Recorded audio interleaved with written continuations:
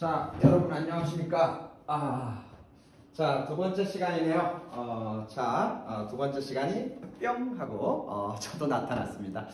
자, 지난 시간에는 우리가 1차 대전의 전개 과정을 쭉 살펴보면서 결과적으로 1차 대전 전반을 우리가 다 살펴봤습니다. 오늘은 1차 대전 중에 있었었던 잠깐 언급했었던 바로 러시아 혁명 관련한 이야기를 드리도록 하겠습니다. 부교재 52페이지 상단에 있는 내용입니다. 우리가 지나고 있는 글쎄요, 지났던 걸까요? 아직 안 간 걸까요? 바로 가을 이야기, 특히나 가을 단풍을 잠깐 생각해 보려고 해요. 아쉽죠? 지나가는 가을이 닥쳐올 겨울에 대한 어떤 두려움 때문일까요? 가을이 좀 더 우리 곁에 있었으면 생각이 문득 드는 거죠. 가을에 가장 우리 눈에 보이는 것은 결국 나무의 변화이고 나무가 이렇게 아름답게 울긋불긋 단풍을 만들어낸다. 죽어가는 것이 이렇게 아름답다라는 것도 대단히 놀라운 일인데 여러분 혹시 알고 계시나요? 단풍은 어찌하여서 저렇게 펄했던 잎이 노란색으로 붉은색으로 변해가는 것일까? 이유를 혹시 알고 계시나요? 이유를? 이유는 이렇다고 해요. 겨울이 닥치죠. 그러면 아마도 추워질 겁니다. 추워지다 보면 영하로 떨어질 수도 있어요. 영하로 떨어지면 물은 얼음이 돼버릴 수 있습니다. 여러분, 나무는 안에 저희 사람과 같이 물을 잔뜩 머금고 있죠. 그런데 물을 잔뜩 머금고 있는 상황에서 겨울을 만나버리면 다 얼어버리죠. 그렇기 때문에 가을이라는 시간 동안 자신의 온몸에 가지고 있었던 물을 사실상 철수시키는 겁니다.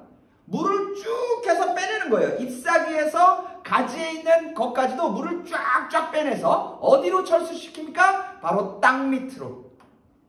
지상과 가장 먼 저 땅 밑으로 물을 하강시켜서 사실상 지상 위에 있는 것들은 메마르는 과정들, 그런 속에서 마름의 과정이 빛으로 변환되어 나간다라는 거죠. 생각해보면 경험 속에서 나오는 지혜로운 방법 같은 것 같아요. 닥쳐오는 겨울을 맞서 싸우는 것도 방법이지만 안전한 곳을 통해서 피하는 것도 방법일 수 있겠다. 여러분의 피난처는 어디입니까? 침대인가요? 침대인가요? 네. 지혜를 발휘해서 이길 수 있는 싸움을 하십시오. 질 수 있는 싸움에 굳이 가셔서 지는 것도 역사적으로 나쁜 건 아니지만 이길 수 있는 싸움이 분명히 있을 겁니다. 그 싸움 속에서 여러분이 이 겨울을 보냈으면 하는 마음이 드는데 어쨌든 나무 이야기 나왔으니까 한마디만 더 해봅시다. 요거는 나무를 자르면 나타나는, 잘 여러분도 아시는 나이테입니다. 나이테. 1년에 하나씩 나이테가 그려진다고 하죠. 그러면 여러분 혹시 아시나요? 나이테는 어느 계절에 만들어질까요? 나이테는 봄이 있고 여름이 있고 가을이 있고 겨울이 있습니다. 도대체 나이테는 어느 계절에 분명하게 자신의 한 해를 선으로 그어나갈까? 자, 저마다 잘 생각하셨는지 모르겠어요. 자, 정답을 말씀드리겠습니다. 정답은 우리가 이제 맞이할 계절, 바로 겨울입니다. 겨울. 이유를 설명하면 그렇죠. 결국 하나의 나이테에서 그 다음 나이테로 그 지나는 그 간격이 성장의 과정이죠. 쭉 성장합니다. 성장하고 다시 나이테가 그려지는 건 거기서 멈췄다라는 겁니다. 바로 겨울이라는 계절에서 나무는 잠시 자신의 성장을 멈추어 서죠. 그건 영원히 멈춰서는 게 아니에요. 이 겨울을 이겨나가는 또 하나의 방법이죠. 여러분들이 이화에 와서 1학년을 마치고 첫 번째 나이테를 그렸고 이제 두 번째 나이테를 그려야 할 계절이 왔습니다. 잘 성장해 오셨고 앞으로 조금 더 성장하셔서 이 겨울에 여러분이 보기에 참 아름다운 나이테를 찍어내셨으면 좋겠다라는 마음이 드는데 여기에서 나이테 하나 더. 나이테는 지금 이렇게 있죠? 저 안에가 90이고 여기가 바깥입니다. 어느 게 먼저 만들어진 걸까요? 바깥의 것이 먼저 만들어졌을까요? 안에 있는 게 먼저 만들어졌을까요? 그러니까 나이테의 시작은 어디냐? 바깥이냐? 아니냐? 나이테는 말이죠. 안에서 시작해요. 안에서. 그러니까 저 바깥이 사실 아기 때였던 거고 점점 사실 요 90에서 또 만들고 그래서 점점 커져나가는 거죠. 이렇게 커져나가는 겁니다. 불가피하게 나이테 하나를 만든다라는 것은 결국 자신의 껍질을 찢어내는 과정입니다. 겉에 있는 외피를 찢어내는 과정이에요. 그래서 고목들의 나무 껍질들은 대단히 산맥처럼 골짜기를 형성하고 있죠.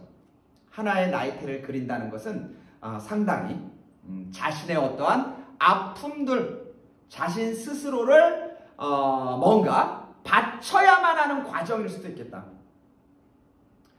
2학년이 마감되는 시기로 가고 있습니다.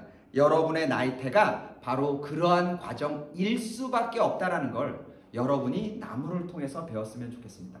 여러분의 비참함을 원하는 것이 아니고 여러분이 그 고통을 기꺼이 감수했을 때 바로 그때 여러분만의 나이테가 그려진다.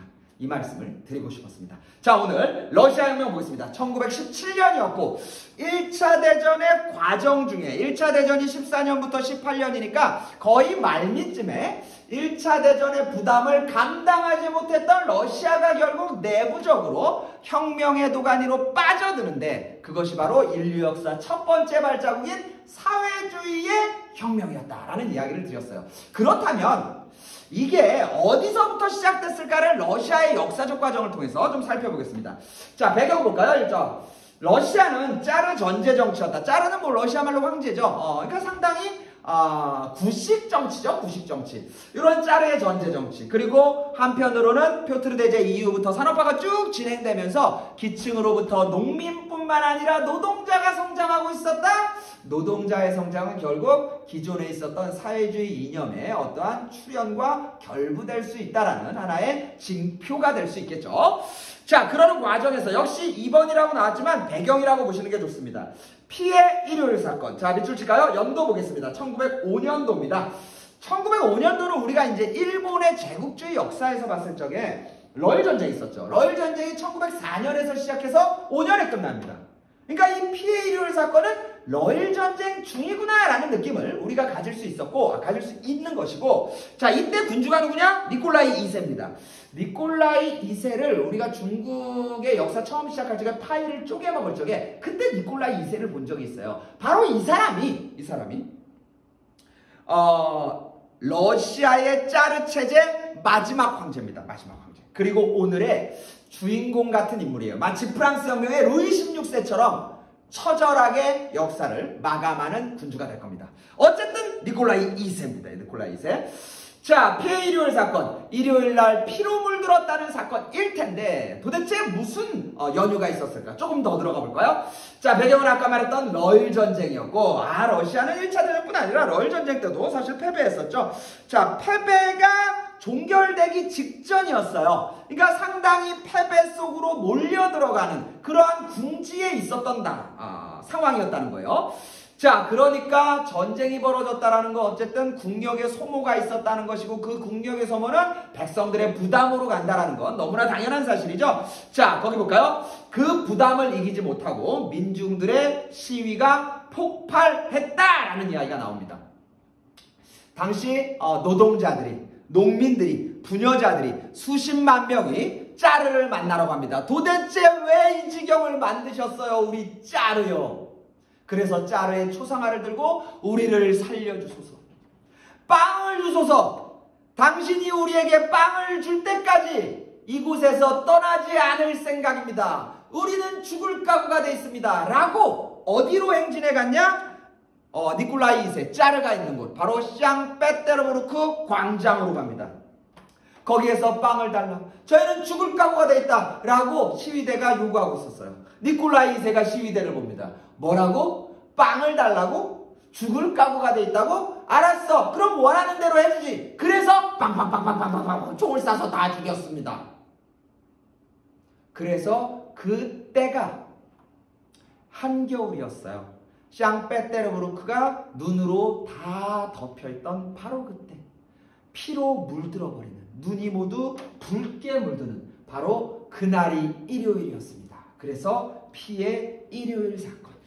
자, 이 사건이 터지고 나서 이 시위군중대는 처음에는 짜르에 대한 부탁이었어요. 청원이었습니다. 그런데 엄청난 학살이 진행되는 피의 일요일 사건을 맞이하고 나서 더 이상 짜르에 대한 기대를 접게 되는 거지. 우리는 짜르에게 더 이상 많은 것을 요구하지 않겠다. 더 이상 요구하지 않겠다. 이러한 것을 하게 되는 일종의 계기도 됩니다. 자, 그럼 볼까요? 전개. 민중들의 시위가 폭발하고 그 와중에 입법의 요구도 있었지만 결국 짜르는 무력으로 진압하였고 그들의 요구를 일부 들어주는 듯 하기도 하였다. 자, 두마라는 것은 의회라는 러시아, 의회를 러시아 말로 두마라고 합니다. 그러한 것도 개설하고 입법권도 약속하는 듯 보였지만 약속을 했다라는 말이지 실행했다라는 말은 조금 또 다른 의미에서 입니다. 그러니까 만들어졌지만 거의 뭐 허무맹랑했다 뭐 이렇게 보시는 게 진실에 더 가깝습니다.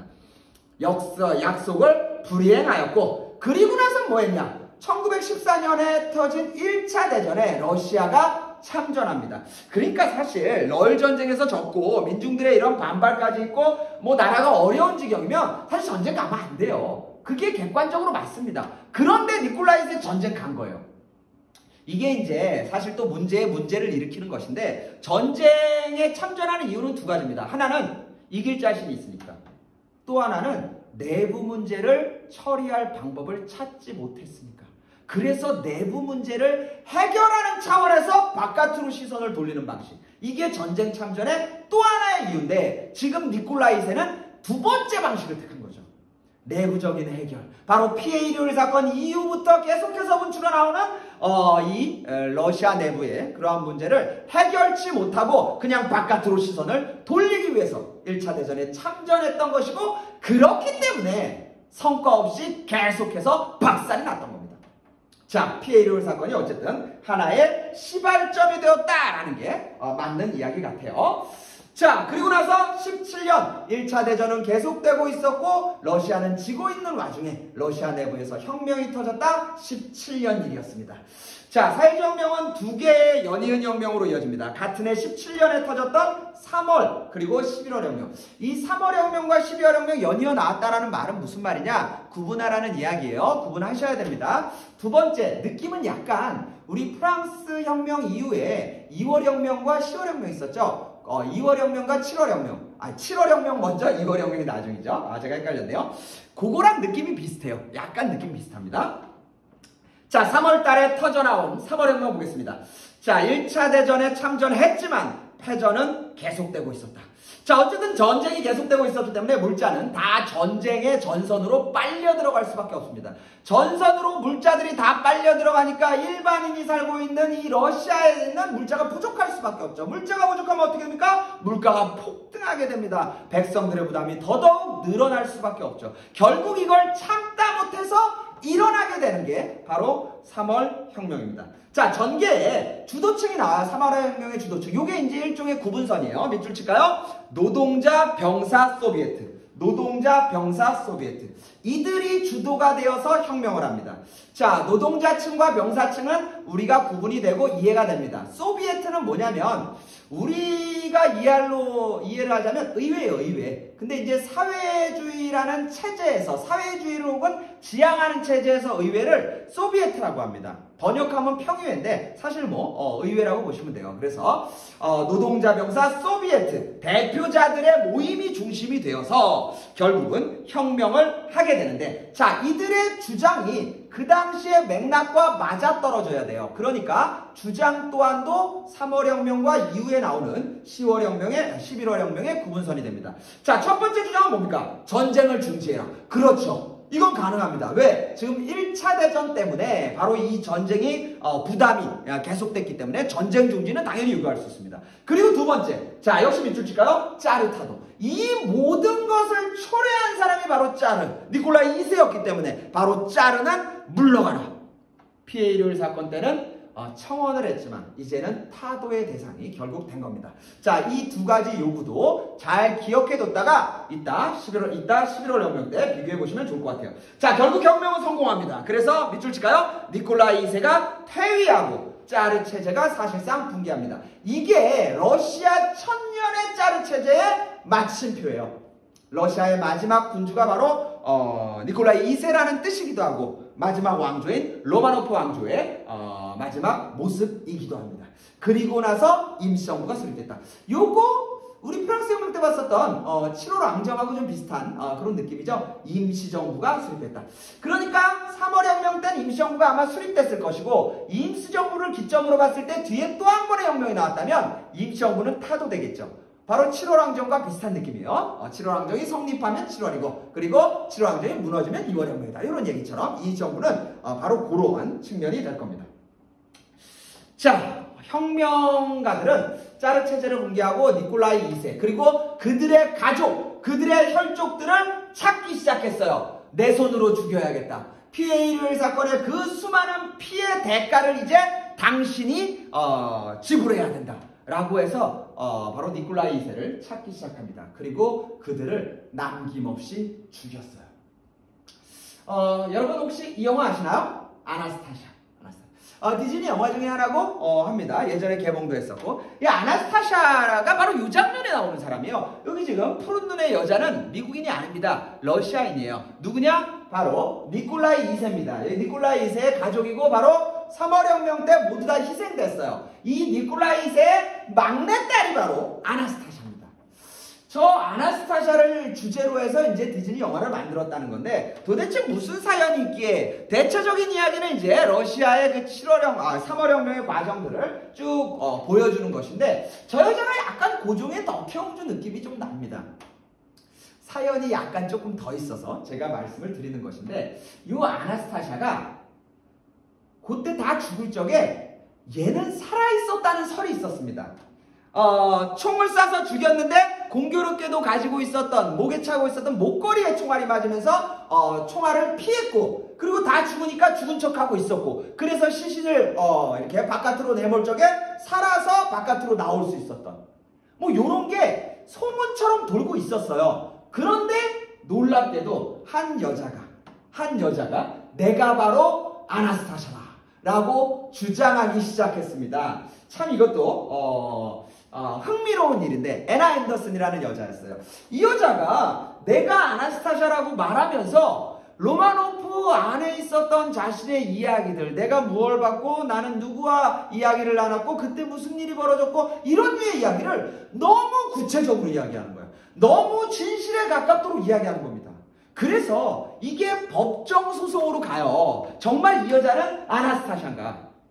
법정소송이 30년 갔습니다. 30년 갔다는 것은 그만큼 진짜인지 아닌지 너무 헷갈리는 거예요. 너무 헷갈리는 거. 그리고 나서 법정이 결국 판정을 냅니다. 자, 여러분들 흥미롭죠? 자, 판정은 뭐였냐? 그녀가 아나스타샤가 아니라고 말할 수 없다. 자, 이 말이 무슨 말이냐고 말이죠. 이 앤나 앤더슨이 아나스타샤라고 말은 못하겠고 그렇다고 아니라고도 말 못하겠다. 재판정 모르겠다는 겁니다. 모르겠다는 거. 그만큼 이거 오래가고 참 진짜 그랬습니다. 결과적으로 이제 앤나 앤더슨은 자신이 죽을 때까지 자신은 아나스타샤라고 하고 죽었어요. 자신의 묘비명도 아나스타샤라고 묘명이 되어 있습니다. 그래서 이제 사실은 이 논쟁의 종지부를 찍기 위해서 애나 앤더슨의 머리카락 이렇게 유전자를 좀 추출해갖고 이 로마노프 왕조의 유전자와 비교를 해봅니다. 결과적으로는 안 맞았어요. 안 맞았습니다. 그러나 안 맞았다라는 것이 나왔다 하더라도 사실은 이 논란이 여전히 사람들의 세인의 흥미를 끌고 있는 거죠. 뭐 요즘 나오면 뭐 서프라이즈 뭐 이런 거에 소재가 많이 또 되는 이야기입니다. 자, 어쨌든 그렇게 해서 노동자 병사 소비에트를 중심으로 해서 결국 니콜라이 2세를 몰아내고 임시정부를 수립했다. 여기까지가 이제 3월 혁명이에요. 그러면 짜르 체제는 타도됐고 요구사항이 두 가지 아니었습니까? 짜르 체제는 타도됐고 전쟁을 중지했다면 임시정부는 그냥 가면 됩니다. 근데 왜 또다시 혁명이 터졌냐? 바로 그 이유는 두 가지 중에 하나가 관철이 안 됐기 때문입니다.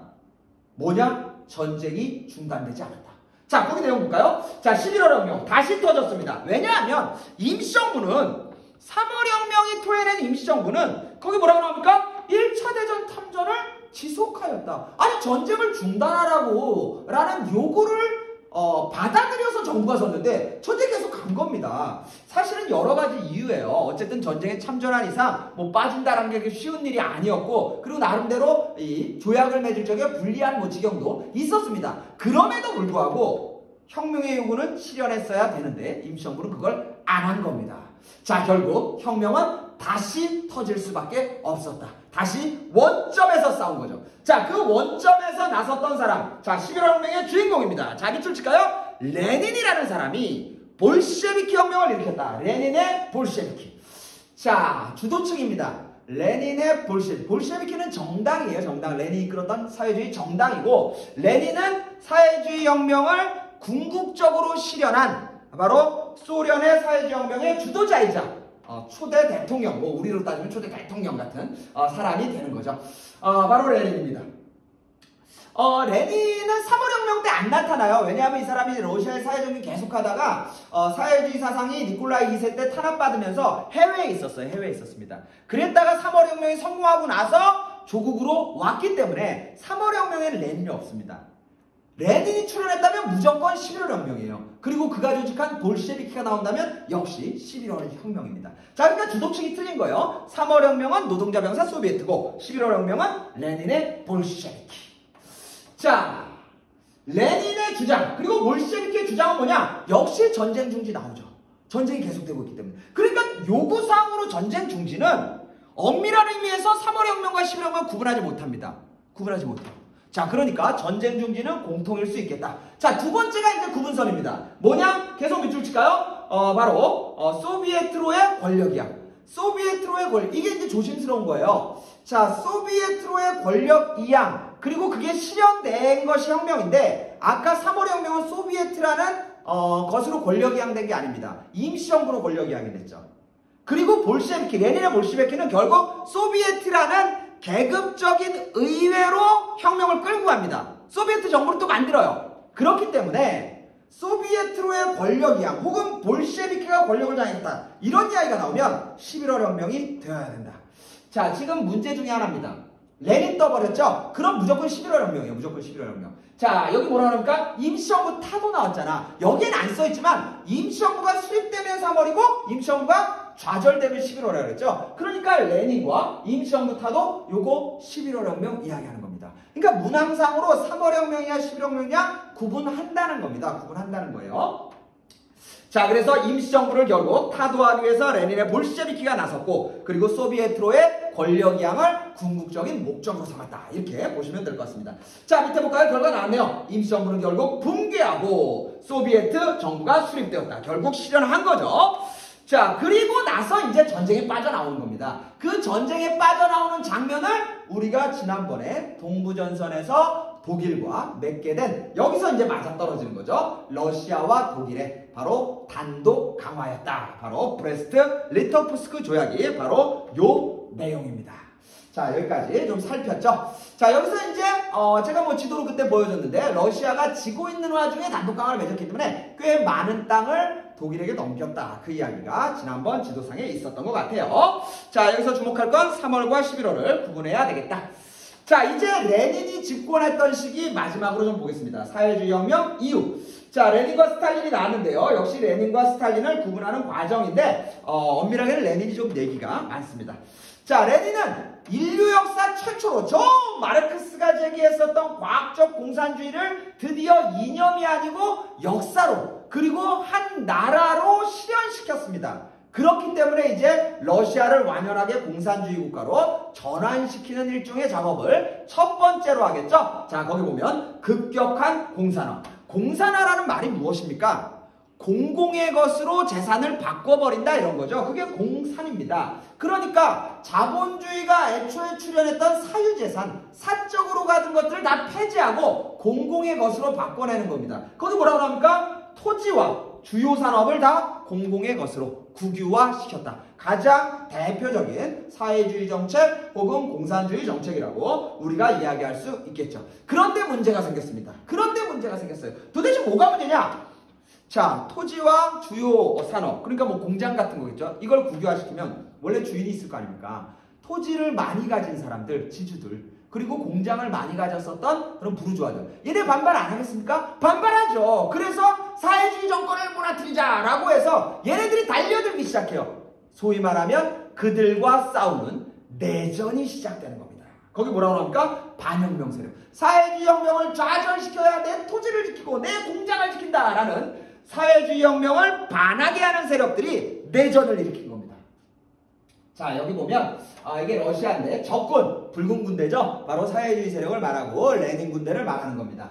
백군이 바로 그 당시 지주라든지 자본가를 중심으로 한 사회주의 혁명을 좌절시키고자 하는 반혁명 세력이었고, 이러한 과정에 서구 열강들도 이 사회주의 혁명이 주변으로 불똥을 뛸 것에 대한 우려감 때문에 바로 반혁명 세력을 지원했습니다. 마치 프랑스 혁명을 지켜보는 것 같죠. 그러니까 사실은 1차 대전을 끝냈었던 레닌 입장에서는 어쨌든 전쟁을 빨리 종료시키고 내부적 안정을 가져나가고 싶었는데 다시금 내전으로 빨려 들어가는 상당히 어려운 지경을 지금 만났다는 겁니다. 자, 그래서 거기 계속 볼까요? 어쩔 수 없이 밑줄 치겠습니다. 전시 공산주의 정책을 취할 수밖에 없었다. 그러니까 평시에서 저 공산주의 정책을 취하는 것이 아니고 내전이라는 전쟁 상황을 견뎌내는 공산주의 정책을 취할 수밖에 없었다라는 이야기를 지금 드리는 겁니다. 자, 그래서 불가피하게 식량과 노동력을 전쟁에서 이겨야 되기 때문에, 내전에서 이겨야 하기 때문에 징발을 할 수밖에 없는. 그러니까 표면적으로는 1차 대전 때 노동력과 식량 징발되는 거나 내전에 징발되는 거나 크게 다를 바 없는, 레닌으로서는 해명하고 싶지만 이 백성들에게 뭔가 딱히 해명할 수 없는 좀 공공한 지경에서 내전을 치르고 있는 그런 상황에 처해 있는 거죠. 돌파구가 필요했습니다. 레닌은 이 상황을 어떻게든 돌파해야 됐어요. 그래서 레닌은 어떤 조치를 하냐? 대단히 획기적인 조치를 합니다. 몇 줄 칠까요? 신경제 정책. 이게 핵심이죠. 신경제 정책. 레닌이 그 당시에 했던 말. 소비에트 혁명과 조국이 위험에 빠졌다. 이러면서 이제 전시공산주의로 가게 되었습니다. 이걸 돌파하려는 정책이 바로 신경제 정책이에요. 신경제를 영어로 하면 New Economic Policy. 이걸 앞자로 해서 NEP 정책. 신경제 정책. 이 신경제 정책이 사회주의 러시아를 완성시킬 거다라고 공언하면서 추진한 것인데, 결과적으로 뭐냐면 이런 거예요. 레닌은 사회주의자입니다. 그리고 레닌은 사회주의 혁명을 일으켰어요. 그리고 레닌은 소련을 사회주의 국가로 변환시키고 싶어요. 그런데 지금 위기에 빠졌습니다. 그래서 자본주의 요소, 새로운이라는 건 뭐냐면 사회주의에 무언가를 더해서 라는 말인데, 그게 뭐냐? 사회주의 반대편 이념이 바로 자본주의죠. 자본주의 이념을 일부 도입하겠다, 이런 겁니다. 자본주의 이념을 일부 도입하여서 사회주의가 더욱더 사회주의적으로 만들 수 있는, 일부 모순적인 것 같지만 사회주의만이 완벽하지 않다라는 일종의 자기 고백이기도 했어요. 이 자기 고백과 겸손이 사실 사람을 더 완벽하게 만드는 겁니다. 세상에 완벽한 게 없어요. 그러니까 사회주의가 옳다라고 이야기하지만 자본주의는 그럼 100% 잘못됐습니까? 그거 아닙니다. 그렇다면 자본주의자 입장에서 자본주의가 100% 옳다면 사회주의는 100% 잘못됐을까요? 그거 아닙니다. 서로 간에 대항으로서의 이념이 출현했지만 자신의 한계들이 다 있는 거예요. 그 한계를 사실 상대편이 쥐고 있는 경우가 많습니다. 바로 레닌은 그러한 포용성을 가졌던 거죠. 자, 거기 볼까요? NEP 정책, 사회주의에 자본주의 경제를 도입한다는 겁니다. 자본주의 일부를 도입하는, 자본주의로 바꿔버리는 건 아니겠죠. 자, 그래서 곡식의 강제 증발. 이게 이제 가장 큰 농민들의 부담이었기 때문에 이걸 과감하게 폐지합니다. 과감하게 폐지하고, 그리고 소규모 경영. 그러니까 대규모 경영까지는, 자본주의 경영까지는 인정하지 않지만 작은 단위로서 백성들이 취하는 그런 소규모 자본주의 경영이라든지 사적인 소유, 이런 것들은 인정하면서 사실상 백성들의 숨통을 튀어놓는 겁니다. 당장에 눈앞에 보이는 사회주의를 일거에 만드는 것을 사실 원했지만 상황이 지금 그렇지 못하기 때문에 숨통을 터주면서 서서히 자본주의로 가겠다. 사회주의로 가겠다. 바로 이런 맥락 속에서 상대방의 일부 유의미한 요소를 받아들였다. 역사적으로 대단히 중요한 대목이에요. 여러분, 우리가 지금 자본주의 시대에 살고 있지만 자본주의만의 순수 자본주의에 살고 있는 거 아닙니다. 우리가 지금 많이 자본주의를 보완하는 시스템으로 언급하는 게 사회복지죠. 사회복지. 사회복지라는 요인은 사회 자본주의적인 요소가 아니고 사회주의적인 요소예요. 그런데 자본주의가 사회복지라는 요소를 통해서 자신의 모순들을 계속해서 보완하고 있는 겁니다. 이것도 자본주의 역사 과정에서 사회주의에서 채택한 거예요. 그 반대편에 있었던 게 지금 신경제 정책. 이렇게 보시면 됩니다. 상당히 역사적으로 과감한 조치였고 한편으로 레닌이 상당히 융통성 있는 사람이구나 이런 것들을 우리가 엿볼 수 있는 거죠. 이러한 신경제 정책으로 인하여서 러시아의 내전도 사실상 승리에 이를 수 있었고 그리고 러시아도 조기에 안정화시킬 수 있었다. 상당히 중요한 큰 진전이었고 역사적으로도 많이 이야기합니다. 자, 종소리가 들리는데 조금 더 가겠습니다. 이야기가 안 끝나서. 자, 그리고 나서 이제 안정화돼서 우리가 소위 말하는 소련이라는 나라, 소련이라는 나라, 역사상 가장 거대한 나라예요. 몽골을 제외하고 나서 러시아를 축으로 삼아서 지금 뭐 우크라이나나 아니면 우즈베키스탄 등등등 많은 나라들이 사실 여기에 다 가담을 했죠. The United of Soviet Socialist Republic, 바로 거기에 나오는 소비에트 사회주의 공화국 연방, 줄여서 소련을 그 네프 바로 다음해인 22년도에 완성합니다. 유나이티드 만든 거죠. 유나이티드 스테이츠 오브 아메리카와 더불어서 유나이티드한 연방국가 또 하나가 섞게 된 거고 바로 그 미국과 소련이 이후의 역사 100여 년을 대결하면서 이제 인류의 역사를 밀고 나가는데 이제 한 축 사회주의 국가 소련이 성립하는 과정까지 살펴보았습니다. 레닌은 여기서 머물지 않았어요. 더 많은 사회주의 국가가 서기를 원했습니다. 그래서 만든 것이 바로 거기 나오는 마지막 국가의 코민테른이에요. 코민테른. 거기 공산주의 국제연합이라고 나오죠. 이게 이제 코민테른의 이제 표지, 뭡니까? 홍보지의 내용인데, 코민테른이 무슨 말이냐? 꼬뮤니스트. 꼬뮤니스트가 공산주의자죠. 공산주의. 여기에 인터내셔널. 그러니까 꼬뮤니스트의 꼬마고 인터내셔널의 앞자를 더해서 꼬민테른 이렇게 되는 겁니다. 꼬민테른. 이래서 국제적인 공산주의 뭐 이런 뜻을 가지는 것이고 저 위에 작은 말이 써 있어요. Workers of the World United. 만국의 노동자여 단결하라. 이거 어디서 나오는 말이냐면 마르크스의 공산당 선언. 거기에 서문에 마지막에 나오는 말이죠. 거기에 뭐라고 나오냐? 이 화보에 나오는 것처럼. 노동자는 잃을 것은 쇠사슬이요 얻을 것은 온 세상이다. 이 쇠사슬, 자본주의의 쇠사슬을 다 부셔버리고 만국, 러시아뿐 아니라 모든 나라의 노동자들이 다 단결하여서 전 세계를 사회주의 국가로 만들자. 바로 그걸 위해서 코민테른이 섰다 라고 레닌이 선언하고 바로 그러한 맥락에서 주변에 있는 많은 나라들의 사회주의자들을 지원하기 시작합니다. 당시에 뭐 유럽을 제외하고 물론 유럽 내부도 있었지만 많은 나라들이 식민지였죠. 식민지에서 독립운동하는 세력들이 많았습니다. 그들이 러시아의 지원을 받기 시작하고 러시아의 지원 속에서 사회주의자로 변하기 시작하죠. 저기 보면 우리나라에도 조선공산당 쓰죠. 그래서 바로 이러한 맥락에서 전 세계의 독립운동가들의 상당수가 사회주의의 영향을 받게 되고 그러한 영향 속에서 독립을 할 때 사회주의 국가로 또 전환되는 이러한 과정을 우리가 살펴볼 수 있습니다. 자, 거기에 국제사회주의 세력 및 식민지 독립운동 세력을 지원했다. 자, 여기까지가 레닌이었고 자, 마지막 이야기 조금 더 드리겠습니다. 레닌입니다. 레닌 이제 죽을 때가 됐어요. 후계자가 필요합니다. 근데 후계자로 떠오른 사람이 두 명이에요. 여기 있는 스탈린. 이 사람은 행동주의자였어요. 뭐든 우선 행동하고 보는 겁니다. 행동주의자의 특징은 생각이 좀 단순하다. 이런 약점이 좀 있죠. 반면에 이론에 아주 밝은 트로츠키가 있었습니다. 트로츠키는 이론에 밝았지만 경험이 조금 미숙했어요. 숙련되지 못했습니다. 레닌은 이 두 사람이 한 사람으로서 결합되어 있다면 정말 좋을 텐데 각각의 특징이 있었어요. 그래서 레닌은 고민하기 시작합니다. 누구에게 후계자를 넘길까? 뭐 이런 고민. 그러다가 결국 편지 한 통을 씁니다. 그리고 죽는 그날에 스탈린을 불러서 그 편지를 건네주면서 마지막으로 하는 말. 지금 뜯지 마시오. 당대회가 열리고 다음 후계자가 선출될 때 이것을 뜯어서 그 안에 있는 나의 말을 그 당대회에서 읽어주시오. 그 말을 마지막으로 레닌은 죽습니다. 자, 스탈린이 봉투를 하나 받았어요. 당대회를 소집했습니다. 하지만 궁금합니다. 이 편지 속에 도대체 무슨 얘기 있을까 너무너무 궁금해요. 그래서 스탈린이 뜯어봅니다. 뜯어봐요. 그랬더니 거기에 뭐라고 써있냐? 스탈린을 해임하라. 상당히 무시무시한 말이에요.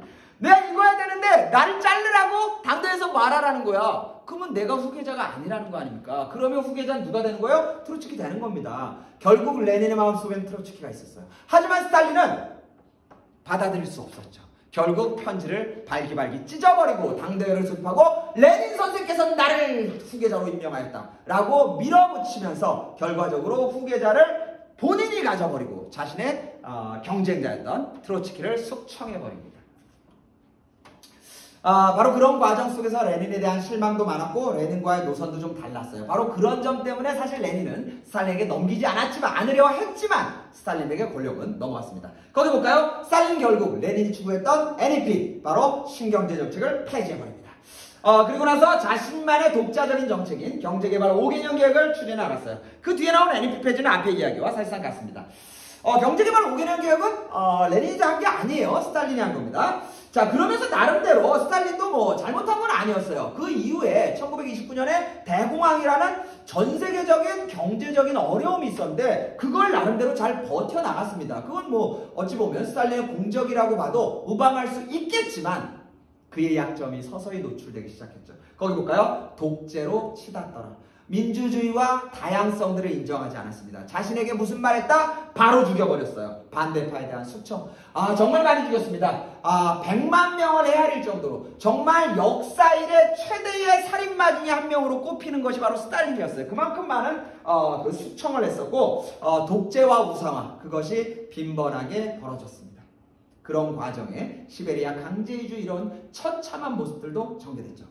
이 스탈린과 트로츠키 그리고 레닌, 이 세 사람이 엮어가는 그 이야기, 여러분들이 읽었던 책 중에 나와요. 그 이야기가 바로 동물농장입니다. 동물농장을 썼던 조지 오웰은 사회주의자였어요. 조지 오웰이 레닌과 마르크스에 대한 대단한 찬양을 하고 있었는데 어느덧 스탈린이 권력 잡고 스탈린이 완전히 개판을 만들어버리는 거예요. 사회주의는 독재가 아니었어요. 사회주의는 우상화가 아니고 사회주의는 숙청이 아닙니다. 근데 그렇게 끌고 갔어요. 그래서 스탈린에 대한 비판의식으로 썼던 게 바로 동물농장이에요. 여기에 나오는 메이저 영감이 바로 조지 오웰 속의 레닌 혹은 마르크스였고, 여기에 나오는 독재자 나폴레옹, 그리고 그 개를 몰아넣고 자신의 반대파들을 숙청하던 그 나폴레옹이 바로 스탈린이었습니다. 그리고 이상주의자 스노우볼이 바로 트로츠키, 바로 조지 오웰의 입으로, 그의 손으로 이 세 명이 동물농장에 또 담겨있기도 하죠. 자, 오늘 조금 길었지만 러시아 혁명까지 봤습니다. 오늘 고생 많으셨고, 첫 시간에 말했듯이 성심의 마음으로, 그리고 이제 여러분이 그어나갈 나이테가 여러분이 다 지나고 나서 마음에 들을 때까지 오늘 애쓰기를 바랍니다. 고생하셨습니다.